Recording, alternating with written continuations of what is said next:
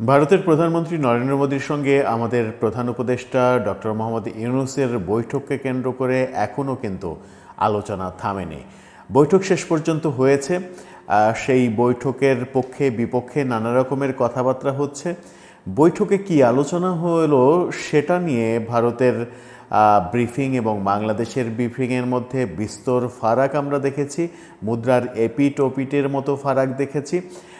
সেসবের বাইরে এসে এবার নতুন আলোচনা যেটা সামনে এসেছে সেটা হচ্ছে নরেন্দ্র মোদীর সঙ্গে ডক্টর মোহাম্মদ ইউনূসের যে মিটিংটা হবারই কথা ছিল না সেটি হলো কেন, কিভাবে হলো, কার ইশারায় হলো, তৃতীয় কোন পক্ষ এর পেছনে কলকাঠি নাড়ল, কার ইশারায় শেষ পর্যন্ত বৈঠকটি হলো এবং ইশারাটা কেন দেয়া হলো, সে নিয়ে নানা রকমের কথা আলোচনা হচ্ছে।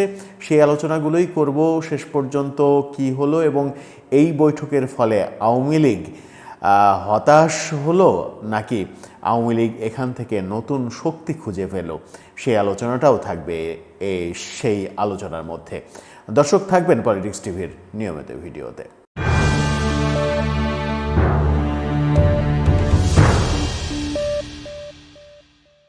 দর্শক, পলিটিক্স টিভির নিয়মিত ভিডিওগুলো এখন থেকে স্পন্সর করছে প্রজাপতি.টিভি, নতুন ওটিটি প্ল্যাটফর্ম। আপনারা চাইলে ইউটিউবে, ফেসবুকে, ইনস্টাগ্রামে, টিকটকে দেখে নিতে পারেন। ডিসক্রিপশন বক্সে লিঙ্ক দেওয়া থাকবে, সেখান থেকেও আপনারা সাবস্ক্রাইব করে রাখতে পারেন প্রজাপতি। চলে যাচ্ছি মূল ভিডিওতে।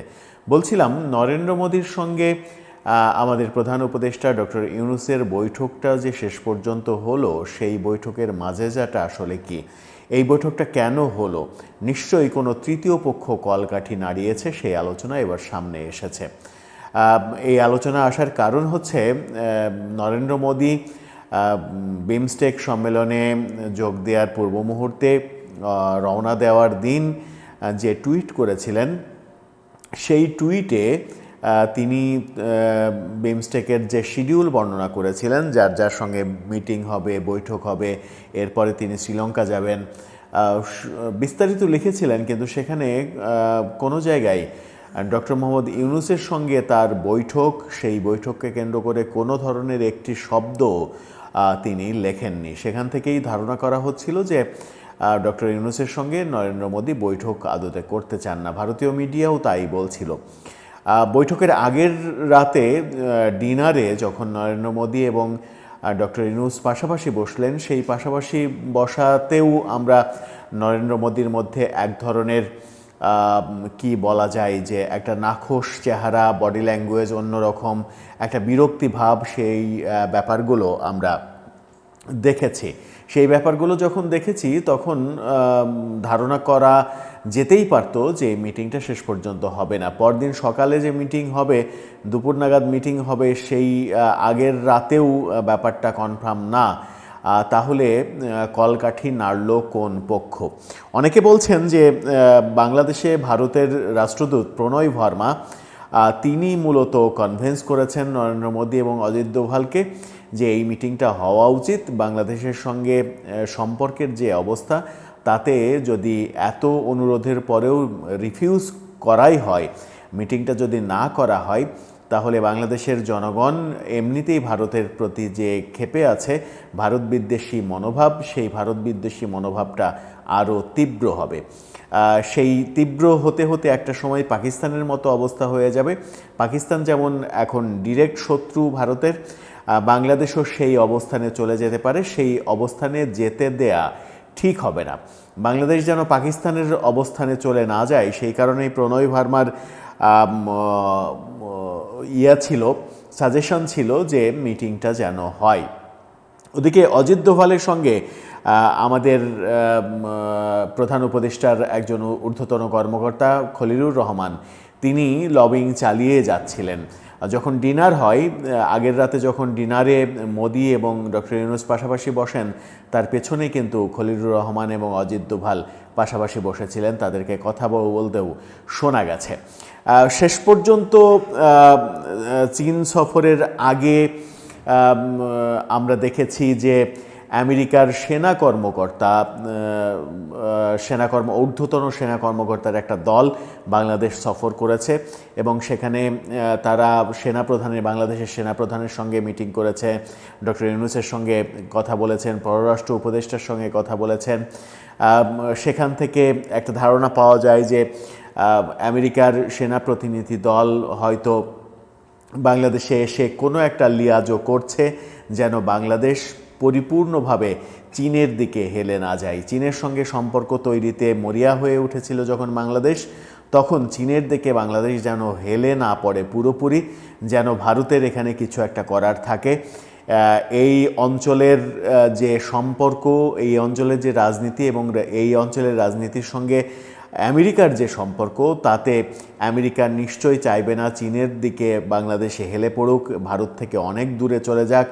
আর সেই না চাওয়ার কারণেই অনেকে বলছেন, অনুমান করা হচ্ছে যে আমেরিকা থেকেই মূলত কলকাঠিটা নাড়ানো হয়েছে যেন এই মিটিংটা হয়। আমেরিকাই চেয়েছে নরেন্দ্র মোদী যেন ডক্টর ইউনূসের সঙ্গে একটা মিটিংয়ে বসেন।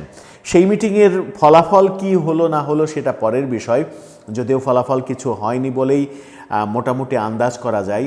বাংলাদেশের পক্ষ থেকে মিটিংটাকে ফলপ্রসূ বললেও ভারতের ব্রিফিং থেকে স্পষ্ট বোঝা যায় যে এই মিটিং ফলপ্রসূ হয়নি, শুধুমাত্র একটা নামকাওয়াস্তে মিটিং হয়েছে।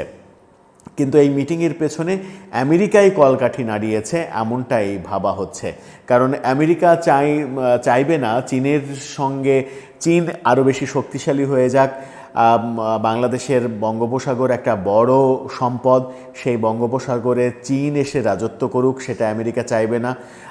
আমেরিকার এখানে রাজনৈতিক অনেক এজেন্ডা রয়েছে, সেই এজেন্ডা বাস্তবায়ন করতে হলে চীনকে একটু দূরে রাখতে হবে। সেই কারণেই কি ভারতকে বাংলাদেশের সঙ্গে বসিয়ে দিল কি না আমেরিকা, সেই আলোচনা চলছে। যদি সেটাই হয়, ভারতকে যদি আমেরিকা বাংলাদেশের সঙ্গে বসিয়েই দেয়, তাহলে শেষ পর্যন্ত এই মিটিংয়ে মোদি এবং ইউনূস এই মিটিংয়ে আওয়ামী লীগ কি হতাশাগ্রস্ত হলো? আজকে দৈনিক মানবজমিন একটা রিপোর্ট করেছে যে মোদি ইউনূস বৈঠকে আওয়ামী শিবির হতাশ কিনা সেটা একটা বড় প্রশ্ন, যে আওয়ামী লীগ এই মিটিংয়ের ফলে হতাশাগ্রস্ত হয়ে পড়েছে কিনা। তারা নিশ্চিত করেই চাইছিল যে মোদির সঙ্গে ডক্টর ইউনূসের মিটিংটা যেন না হয়। এই মিটিংটা হওয়ার ফলে তাদের হতাশ হয়ে পড়ারই কথা মানবজমিনের ভাষ্যমতে, কিন্তু আদতেও তারা হতাশ হয়েছে কিনা সেটা যদি একটু বিশ্লেষণ করা যায় তাহলে কি দাঁড়ায়। মিটিংটা যে ফলপ্রসূ হয়নি সেটা ভারতীয় ব্রিফিংয়ে স্পষ্ট বোঝা যায়।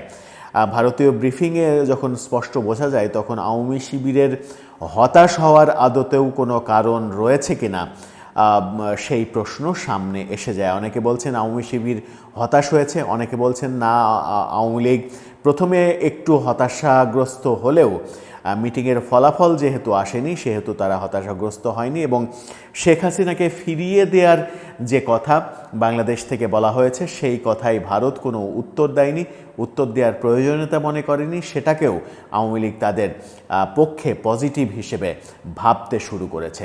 আদতে কি হলো এই যে মিটিং, যদি আমেরিকার দুতিয়ালিতেই মিটিংটা হয় তাহলে মিটিং থেকে কোনো ফলাফল আসলো না। ফলাফল না আসা একটা মিটিংয়ে কি আমেরিকা চাইছিল যে একটা নামকাওয়াস্তে মিটিং হোক, অন্তত চীনের দিকে বাংলাদেশের ঝোঁকটা কমুক। আর চীনের দিকে বাংলাদেশ হেলে পড়লে তাতে আমেরিকার কি এমন লস হয়ে যাবে, বাংলাদেশ আমেরিকার কাছে এত গুরুত্বপূর্ণ হঠাৎ হয়ে গেল কেন, সেই প্রশ্নগুলোও কিন্তু ঘুরপাক খাচ্ছে। দর্শক, আপনার কি মনে হয় শেষ পর্যন্ত মোদি ইউনূস মিটিংয়ে কলকাঠি কি সত্যিই আমেরিকা নাড়ল? আর এই মিটিংয়ের ফলে আওয়ামী লীগ কি হতাশাগ্রস্ত হলো, নাকি মিটিংয়ের ফলাফল যেটা আসার কথা সেই ফলাফল না আসায় আওয়ামী লীগ আবারও বেশি উল্লসিত হয়ে পড়বে? আপনার মতামত জানিয়ে লিখতে পারেন আমাদের কমেন্ট বক্সে।